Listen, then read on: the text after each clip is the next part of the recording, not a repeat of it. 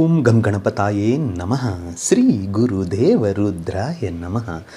ಎಲ್ರಿಗೂ ನಮಸ್ಕಾರ ಸ್ನೇಹಿತರೆ, ನಾನು ನಿಮ್ಮ ಪ್ರಕಾಶ್.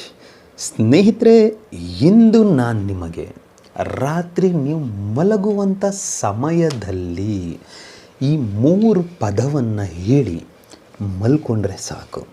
ಮರುದಿನ ಅವರಾಗಿ ಅವರೇ ನಿಮಗೆ ಫೋನ್ ಮಾಡ್ತಾರೆ. ಒಂದು ನಂಬಿಕೆಯಿಂದ, ಒಳ್ಳೆಯ ಅಭಿಪ್ರಾಯದಿಂದ, ಒಳ್ಳೆಯ ಕೆಲಸಕ್ಕೆ ಒಳ್ಳೆಯ ಸಮಯದಲ್ಲಿ ನಿರ್ದಿಷ್ಟವಾದ ದಿನದಲ್ಲಿ ಈ ಕ್ರಿಯೆಯನ್ನು ಒಂದು ಸ್ವಇಚ್ಛೆ ಮನಸ್ಸಿಂದ ಏನಾದರೂ ನೀವು ಮಾಡಿದ್ದೆ ಆದಲ್ಲಿ ಸ್ನೇಹಿತರೆ, ನಿಮಗೆ ನಾನು ವಾದ ಮಾಡ್ತೀನಿ, ಚಾಲೆಂಜ್ ಮಾಡ್ತೀನಿ, ಅವರಾಗಿ ಅವರೇ ನಿಮಗೆ ಕಾಲ್ ಮಾಡ್ತಾರೆ, ಮೆಸೇಜ್ ಮಾಡ್ತಾರೆ, ನಿಮ್ಮ ಪ್ರೀತಿಯಲ್ಲಿ ಹುಚ್ಚರಾಗ್ಬಿಡ್ತಾರೆ. ಇದನ್ನು ಯಾವಾಗ ಮಾಡಬೇಕು, ಏನು ಮಾಡಬೇಕು ನಾನು ತಿಳಿಸ್ಕೊಡ್ತೀನಿ. ಅದಕ್ಕೂ ಮುಂಚೆ ನನ್ನ ಚಾನಲನ್ನು ಸಬ್ಸ್ಕ್ರೈಬ್ ಮಾಡಿಲ್ಲ ಅಂದರೆ ಸಬ್ಸ್ಕ್ರೈಬ್ ಮಾಡಿ, ಲೈಕ್ ಮಾಡಿ, ಶೇರ್ ಮಾಡಿ, ಹಾಗೆ ಬೆಲ್ ಐಕಾನ್ ಬಟನ್ ಪ್ರೆಸ್ ಮಾಡೋದನ್ನ ಮರಿಬೇಡಿ. ಏಕೆ ಅಂದರೆ ಮುಂದೆ ನಾನು ಏನು ವೀಡಿಯೋಸ್ ಬಿಡ್ತೀನೋ ಅದು ಎಲ್ಲರಿಗಿಂತ ಮುಂಚೆ ನಿಮಗೆ ಬಂದು ಸೇರುತ್ತೆ. ಸ್ನೇಹಿತರೆ, ಬನ್ನಿ, ಇದನ್ನು ಇಂಥ ದಿನ ಅಂತ ಏನಿಲ್ಲ, ಯಾವತ್ತು ಬೇಕಿದ್ದರೂ ಮಾಡ್ಬೋದು. ಆದರೆ ಇದರ ನಿರ್ದಿಷ್ಟವಾದಂಥ ಸಮಯ ಅಂತ ಹೇಳಿದ್ರೆ ರಾತ್ರಿ ಮಲಗುವಾಗ ನಿಮ್ಮ ಬೆಡ್ಡಿನ ಮೇಲೆ ಕುಳಿತು ಇದನ್ನು ಈ 3 ಪದವನ್ನು ನೀವು ಹೇಳಬೇಕಾಗುತ್ತೆ.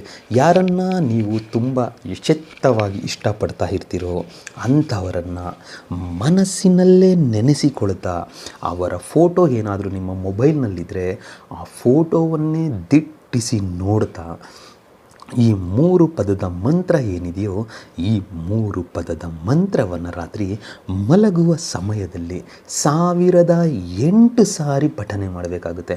ಪಠನೆ ಮಾಡಿ ಏನು ಮಾಡೋಕ್ಕೋಗ್ಬಿಡಿ, ಮಲ್ಕೊಂಡ್ಬಿಡಿ. ಇದಕ್ಕೆ ನಿರ್ದಿಷ್ಟವಾದಂಥ ದಿಕ್ಕು ಏನಿಲ್ಲ, ಯಾವ ದಿಕ್ಕಾದರೂ ನಡೆಯುತ್ತೆ. ಆದರೆ 3 ಪದವನ್ನು 1008 ಸಾರಿ ಪಠನೆ ಮಾಡಬೇಕು. ಇಷ್ಟನ್ನು ಮಾಡಿದ ನಂತರ ಅದೇ ಜಾಗದಲ್ಲಿ ಅಲ್ಲೇ ಮಲಗಿಬಿಡಿ. ಮಲಗಿದ ನಂತರ ಮರುದಿನ ನಿಮ್ಮ ಕರ್ತವ್ಯ ಏನಿದೆಯೋ, ಕೆಲಸ ಕಾರ್ಯ ಏನಿದೆಯೋ ಅದನ್ನೆಲ್ಲ ಮುಗಿಸ್ತಾ ಇರಿ. ನಿಮಗೇ ಗೊತ್ತಿರಲ್ಲ, ಅವರಿಂದ ನಿಮಗೆ ಒಂದು ವಿಶೇಷವಾದಂತಹ ಒಂದು ಕಾಣಿಕೆ, ಅಂದರೆ ಅವರ ಫೋನ್ ಆಗ್ಬೋದು, ಅವರ ಮೆಸೇಜ್ ಆಗ್ಬೋದು, ಅಥವಾ ನೀವು ಇರುವ ಜಾಗಕ್ಕೆ ಅವರೇ ನಿಮ್ಮನ್ನು ಹುಡುಕಿಕೊಂಡು ಬರ್ಬೋದು, ಇಲ್ಲವೇ ಅವರೇ ನಿಮ್ಮನ್ನು ಹೊರಗಡೆ ಕರಿಬೋದು. ಕಾಫಿಗೆ ಹೋಗೋಣ ಬನ್ನಿ, ಟೀ ಕುಡಿಯೋಣ ಬನ್ನಿ, ಇಲ್ಲ ಡಿನ್ನರ್ಗೆ ಹೋಗೋಣ ಬನ್ನಿ. ಆ ರೀತಿಯಾಗಿ ಎಂದೂ ಇಲ್ಲದ ಪ್ರೀತಿ ಆವತ್ತಿನ ದಿನ ಅವರಲ್ಲಿ ಹುಟ್ಟುತ್ತೆ. ಅದು ಮತ್ತೆ ಹೋಗದೇ ಇರೋ ಥರ ನೋಡ್ಕೊಳ್ಳೋ ಜವಾಬ್ದಾರಿ ನಿಮ್ಮದಾಗಿರುತ್ತೆ. ಅದಕ್ಕೆ ಅಂಥ ಮಂತ್ರ ಯಾವುದು ಅಂತ ಅಂದರೆ ವಶಂ ಬಕಂ ವಶ ಮಂತ್ರ. ಇನ್ನೊಮ್ಮೆ ಹೇಳ್ತೀನಿ ನೋಡಿ ಸ್ನೇಹಿತರೆ, ವಶಂ ಬಕಂ ವಶ. ಈ 3 ಪದವನ್ನು ಹೇಳುವ ಸಮಯದಲ್ಲಿ ನಿಮ್ಮ ಮನಸ್ಸಿನ ಪೂರ್ತಿ ಅವರೇ ತುಂಬಿರಬೇಕು. ಎರಡನೆಯದಾಗಿ, ಅವರ ಫೋಟೋ ಏನಾದರೂ ನಿಮ್ಮ ಮೊಬೈಲ್ನಲ್ಲಿ ಇದ್ದರೆ ಅಥವಾ ನಿಮ್ಮ ಹತ್ರ ಪಾಸ್ಪೋರ್ಟ್ ಫೋಟೋ ಯಾವುದಾದ್ರೂ ಇದ್ದರೆ ಆ ಫೋಟೋವನ್ನೇ ದಿಟ್ಟಿಸಿ ನೋಡ್ತಾ ಈ ಕ್ರಿಯೆಯನ್ನು ಮಾಡಬೇಕು. ಪರವಾಗಿಲ್ಲಪ್ಪ, ಮಂತ್ರ ಸಿಕ್ಕಿದೆ ಅಂತ ಹೇಳಿ ಗುರುಗಳು ಕೊಟ್ಟಿದ್ದಾರೆ ಅಂತೇಳಿ ಸಿಕ್ಕವರ ಮೇಲೆ ಪ್ರಯೋಗ ಮಾಡಬೇಡಿ. ಏಕೆ ಅಂತ ಹೇಳಿದರೆ ಒಳ್ಳೆಯ ಕೆಲಸಕ್ಕೆ, ಒಳ್ಳೆಯ ಕಾರ್ಯಕ್ಕೆ ಇದನ್ನು ಮಾಡಿದರೆ ನಿಮಗೆ ಫಲಿತಾಂಶ ಸಿಗುತ್ತೆ.